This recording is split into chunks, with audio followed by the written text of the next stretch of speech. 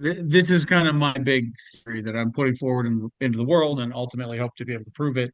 Um, and so that is essentially that, people think about the mitochondria as the place in the cell where oxygen is burned, where oxygen is consumed, right? And we have this idea that we have the cell, and in there's the mitochondria, and the mitochondria is creating all this ATP um, by essentially burning our food, our fuels. Our fuels go into the mitochondria, and they get burned with oxygen, and ATP comes out, and that's how the cell works. But in reality, there are processes in the not in the mitochondria and the other parts of the cell that don't create ATP, and it's in those parts of the cell that I believe is sort of competing for oxygen with, and I think that's a really concept, and I it has not really been widely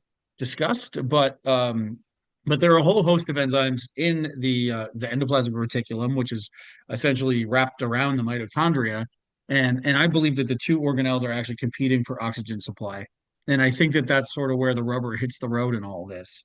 Um, the and what does linoleic acid have to do with that? Well, one of the primary pathways that uses oxygen is the limiting step is this desaturase enzyme called D6D, and you don't have to memorize that, but it's this enzyme, and it adds another so polyunsaturated fats. We call them that because they have uh, two double bonds, right? A saturated fat doesn't have any double bonds. It's all carbon single bonded to carbon, and then hydrogens bonded to the carbons.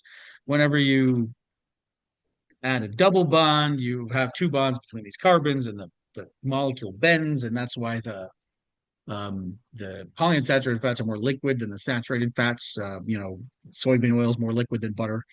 Um, and so in these polyunsaturated fats, if you add one more, linoleic acid is in soybean oil, it's in corn oil, and it already has two double bonds, and it's very liquid.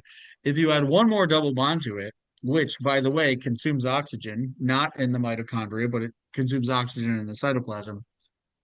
When you add that other double bond to it, now you've sent it down this pathway where it's going to get desaturated a second time. That's going to take more oxygen to do that.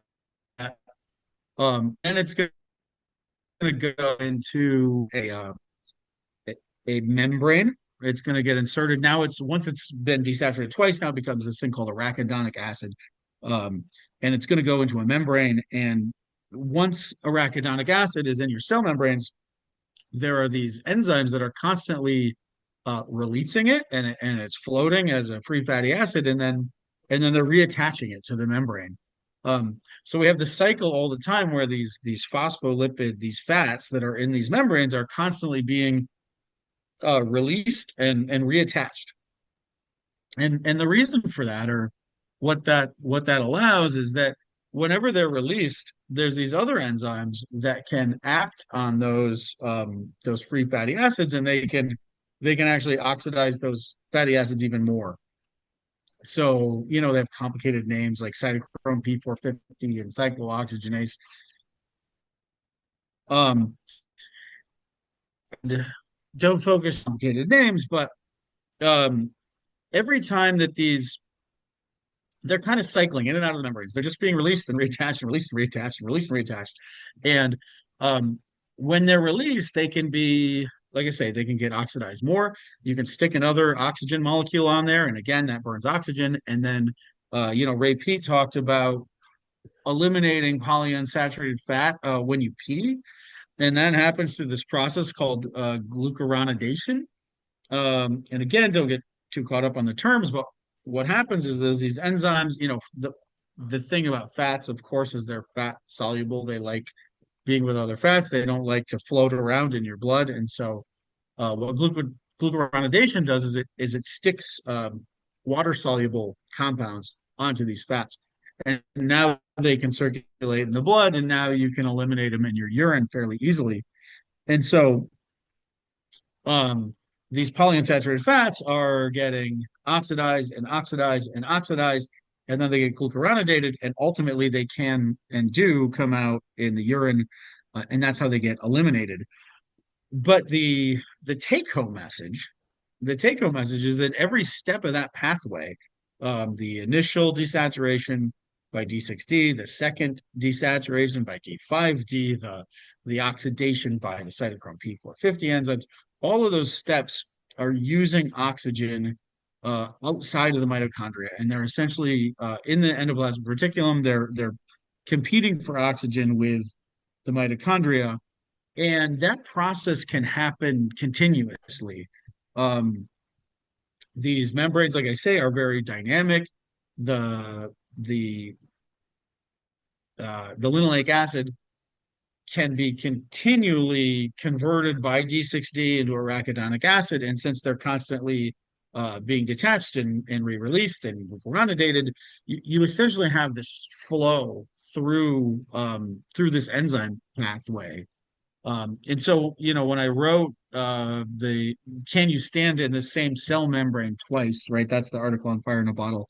And that's a reference to there's a someone once said, can you ever stand in the same river twice?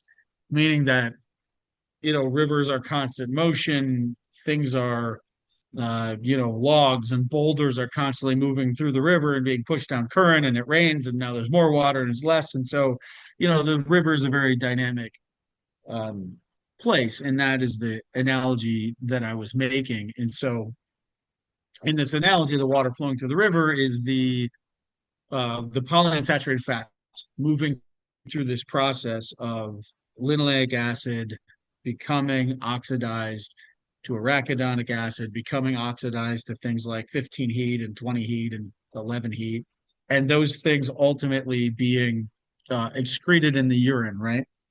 And that pathway operates continuously. And interestingly, if you are, we have ways of um, the gatekeeper enzyme of this whole pathway is the one called D6D, delta 6 desaturase. And if you have high activity of that enzyme, you are 500% more likely to develop diabetes over the next 5 years, according to a study done in Northern Europe called the EPIC Potsdam study. And what they showed is it's a simple ratio of of the linoleic to the thing that linoleic acid becomes once this enzyme has acted on it, and that act of the initial desaturation of linoleic acid is the thing that unleashes this whole pathway. And in my mind, it is scientifically proven. We've done Mendelian randomization studies that suggest that this pathway being active is causative of diabetes. It's not just simply correlation. Like I said, the risk factor of 500%, right? It's not that means you're 5 times as likely to get diabetes if you're oxidizing a lot of linoleic acid. So that's not, some of these studies with heart disease, and if you eat this food, it's like, oh, you have a 17% increased chance of getting heart disease if you eat this fat or that fat, right? This isn't that. This is 500 times, or sorry, 500%. This is 5x. So this is hugely, you're 5 times is more likely to get diabetes if you are desaturating your linoleic acid, right? And so that to me just screams like there's been this debate going on, and I posted this article called "Linoleic Acid Causes Diabetes" at fireandbottle.net, and I'm just making the point in the quick video that I made there that when you see a risk factor that's you're 500 times more likely to get diabetes if you're oxidizing linoleic acid, then I think that there's where there's smoke there's fire, right? This is the smoking gun, as it were, I always feel I have that analogy, but uh, there's been a lot of questioning from the, I guess the I don't know, the anti seed oil people now, that saying that a lot of people who have been warning about seed oils are saying things like, oh, the seed oils oxidize and that's bad and that does damage, and um but in some of the the dietary trials, you don't necessarily see the immediate direct impact on things like inflammatory markers. And so they've been making this argument that there's no there there. Um, and the there, I believe, are these studies showing that this Delta 6 desaturase is the gatekeeper of diabetes, heart disease, and I highlight this one paper. It's freely available. It's got really nice tables that are a lot of people can read. There's a lot of reasons that I like this paper, but there's 20 other papers that corroborate this idea that this delta 6 desaturase, if it's elevated, is really bad news.